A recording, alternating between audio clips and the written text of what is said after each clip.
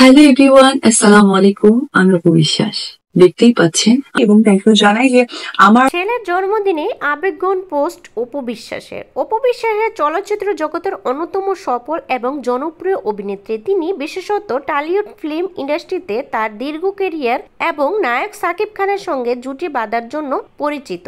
অপু বিশ্বাস এবং সাকিব খানের ব্যক্তিগত সম্পর্ক নিয়ে দীর্ঘদিন গুঞ্জন ছিল।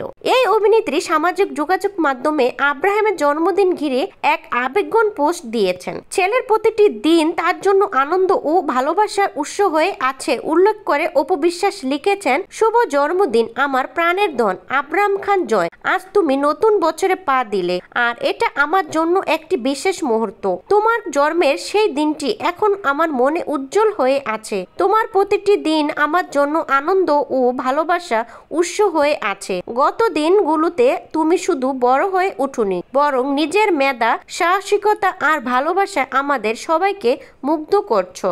তিনি বলেন, তোমার প্রতিটি হাসি, তোমার প্রতিটি ছোট বড় কৃতিত্ব আমাকে গর্বিত করে। তুমি সত্যি এক অনন্য, সদা হাসিখুশি, জিজ্ঞাসু এবং মমতায় পূর্ণ। তোমার আজকের এই দিনটি যেমন বিশেষ, তেমনি আমি চাই তোমার সামনে প্রতিটি দিনই হোক আশীর্বাদের ভরপুর। ওপরওয়ালা তোমাকে সুস্থ রাখুক এবং তোমার জীবনের প্রতিটি পদক্ষেপে সাফল্য দান করুক। অভিনেত্রীর ভাষ্য, তুমি যেন সব সময় নিজের মতো করে সুখে শান্তিতে বড় হতে পারো আর তোমার জীবনের প্রতিটি স্বপ্ন পূরণ হয়। গত দিনগুলোতে আমি তোমার পাশে থেকে তোমার প্রতিটি সাফল্যের গর্বিত হয়েছি আর তোমার যে কোনো কষ্টে তোমার পাশে দাঁড়িয়েছি। তুমি জানো, মা সব সময় তোমার পাশে আছে এবং থাকবে।